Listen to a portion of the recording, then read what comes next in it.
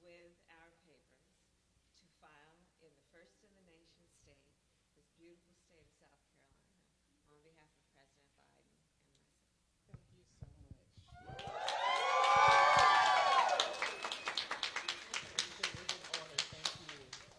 much. Good morning, everyone. My name is Crystal Spain, and I am the chair of the South Carolina Democratic Party. Welcome to the final day of our filing period for our historic first in the nation primary. I am just completely overjoyed to be here today with two of our party's most incredible leaders, our very own Congressman James Clyburn and Vice President Kamala Harris. South Carolina voters matter, and their presence here today confirms that. South Carolina has a very special relationship with President Joe Biden and Vice President Harris, and I am proud of the role the Palmetto State played in ensuring that they would go on to win the White House, and I am completely honored to accept their filing today. This primary is historic, and our voters are going to turn out for them again. Now I'm going to pass it over to Congressman Clyburn. Thank you very much, Madam Chair. Thank you very much, Madam Chair. Thanks for your leadership of this great party, and thanks to all of you for being here today.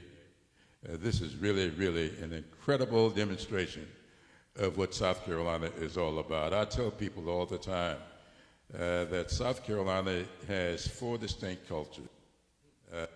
If you can acclimate and really penetrate in the PD, the Piedmont, the Midlands, and the Low Country, you have done what is necessary to win the presidency in November. And we've done that time and time again. Now, before I present our Vice President, let me thank, first of all, the men and women who have served our nation so well, kept our freedoms intact, laid foundations for me to be where I am, for the Vice President to be where she is, and for President Joe Biden to be where he is. We are celebrating today Veterans Day. I know Veterans Day is tomorrow, but we're celebrating it today. And I just want to thank them for the work they've done. And I just want to point out, I have no idea what the Vice President is going to say, but I've got to say this. When we were putting together the PAC Act to keep our promise to the men and women who've given so much to preserve the freedoms of this great country, many of us felt that it was not enough just to burn pits in Afghanistan and Iraq, but we knew that so many of the men and women from the Vietnam era had not gotten what they deserved. And the PAC Act went back to pick them up.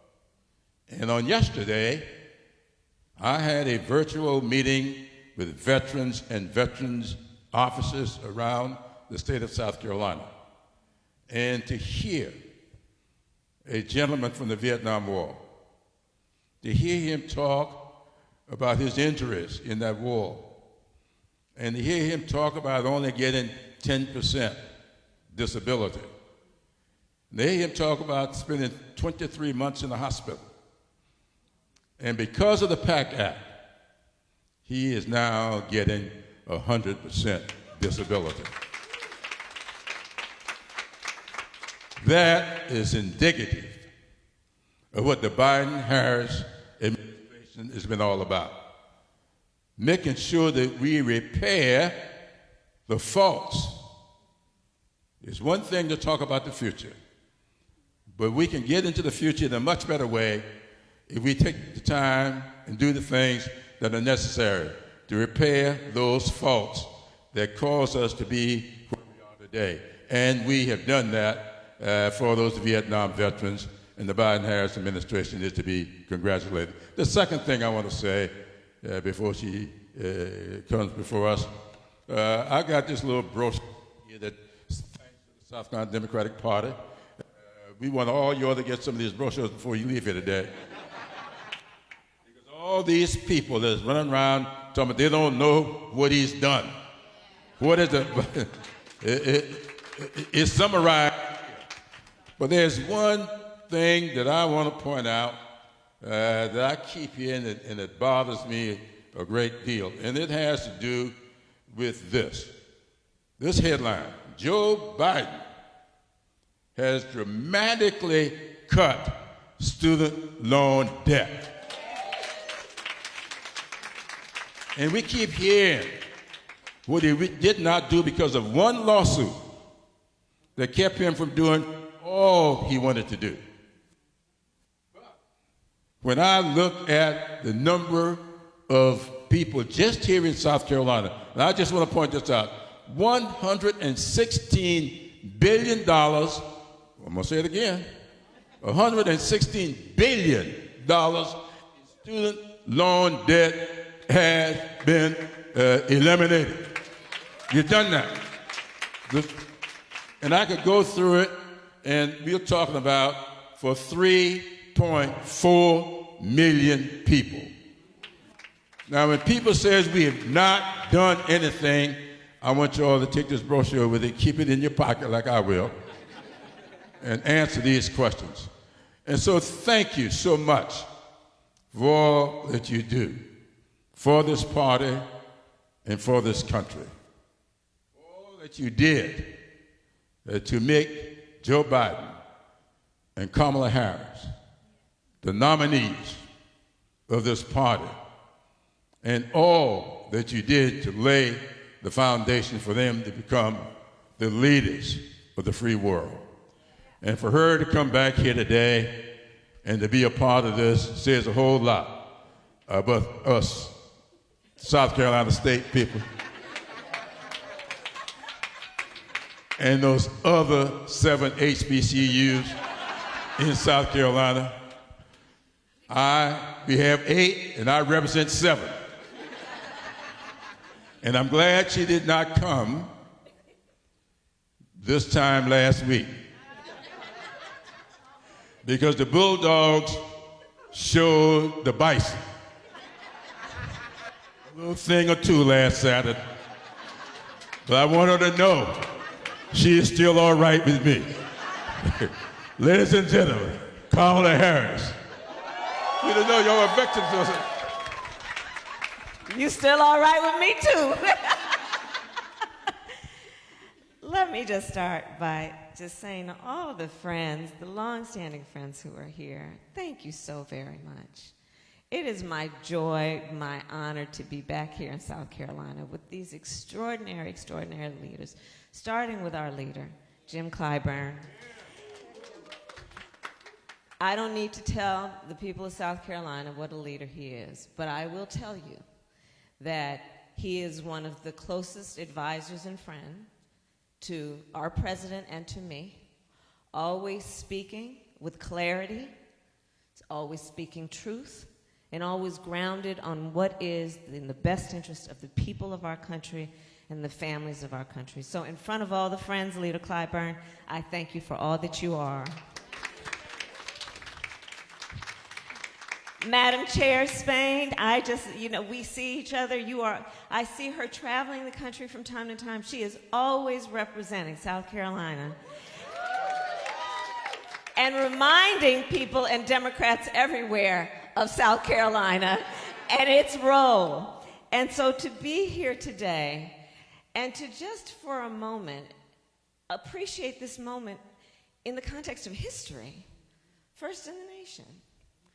And then putting it in the context of what happened in 2020, when it was South Carolina that created the path to the White House for Joe Biden and me.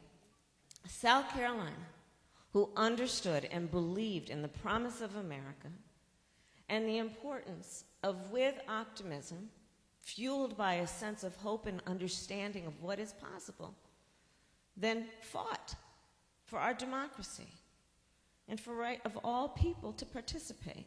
So I'm here to first and foremost thank everybody because of what you did in 2020.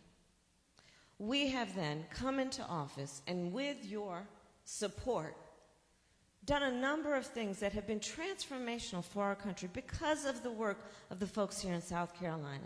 Seniors in our country, across our country, who have been suffering from diabetes and trying to make decisions about whether they could afford to fill their prescription or put food on the table, now are going to have their insulin capped at $35 a month because of the work that came out of South Carolina. I will never forget in 2019 and 2020, traveling to rural parts of South Carolina to meet with leaders and community leaders to talk about the need for accessible and affordable broadband. It's so impacted the way that the President and I have been thinking about it. And because of the work of the people here, we are now on path to get affordable and accessible broadband for all people in our country, including our rural families, because of the work of the folks here. The folks here said, let's deal with the issue of lead pipes, finally, that our babies should not have to drink toxic water coming out of those pipes that impacts their health and their ability to learn. Because of the work of the people in this room, we were elected and have been able to now be on the path to eliminate all lead pipes in our country over the next several years. Because of the people in this room, many of us very proud HBCU graduates, some of us who graduated from the Mecca, we understood the importance of recognizing extraordinary academic institutions and giving them the support they need. And because of the work of the people in this room, we have now invested over $7 in our HBCUs. The time that I and the President spent in South Carolina, a lot of it was small business owners who talk with us about their ambitions and their dreams about growing their business, because they are not only business leaders but civic leaders and community leaders and role models. And so we got in office and have now invested billions of dollars in increasing access to capital for our small businesses, with an emphasis on minority business owners understanding what they do for the strength of our economy. And I could keep going on. But I say all of that to say, again, thank you. It started here in South Carolina. The work that we have accomplished that will benefit people who we may never meet, people who may never know any of our names. So much of it can be attributed to the fight, to the commitment, and to the perseverance of the people in this room and in this state. So I'm here to say thank you. I am here to say, let's do it again. We will do it again. 2024, there is so much at stake. As I travel the country, I don't need to tell anybody, I do believe there is a full-on intent by some very powerful people to attack so many of our hard-fought, hard-won fundamental freedoms and rights. And it is time that we then show them that we understand that the American people believe in the foundational ideals of our country, which include the freedom of a woman to make decisions about her own body and not have her government tell her what to do. The freedom of our young people in particular to be free from the fear of gun violence and the need for reasonable gun safety laws. The freedom of people to be able to love who they love proudly and without judgment. The freedom of people to be able to have access to opportunity where we are not afraid to discuss diversity and equity and inclusion, understanding that that is part of how we will create a stronger economy and a stronger nation. We are fighting for fundamental freedoms, including the freedom of people to have access to the ballot and be able to vote. In the midst of those who are passing laws, who would dare to make it against the law to even give people food and water when they're standing in line for hours. The hypocrisy abounds. What happened to love thy neighbor? These are some of the basic things that are at stake in 2024, a fundamental fight for our freedoms. And so we are here with the wind in our back because did anyone notice what happened on Tuesday? I'm going to require a longer memory. Did anyone notice what happened in the midterms? In the midterms, remember all the punditry talked about a red wave? That red wave never hit. No. What we saw was from Kansas to California, and then on Tuesday, from Ohio to Virginia, the people, whether they be in so-called red or blue states, voted for freedom. They voted for liberty. And by extension, they voted to uphold our democracy. And so all of that is at stake. We have momentum. The wind is at our back. And so let us continue to do what we know how to do. This is a fight for, not against. And it is a fight born out of our sincere and deep love for our country and understanding what is at stake. And I'll close with this point. I have now, as vice president, met with over 100 world leaders, presidents, prime ministers, chancellors, and kings. When we walk in those rooms representing the United States of America, we walk in chin up, shoulders back, with the self-appointed and earned authority to talk about the importance of rule of law, democracy, human rights. And the thing about being a role model, everyone here knows. When you're a role model, people watch what you do to see if it matches what. People around the world are watching what is happening. And I'm so proud to walk in those rooms and say that I know how our country and the people of our country are prepared to fight for our democracy. Yes. And we understand that our democracy will only be as strong as our individual willingness to fight for it. And so fight we will, and when we fight, we win. Thank you all. Si se puede.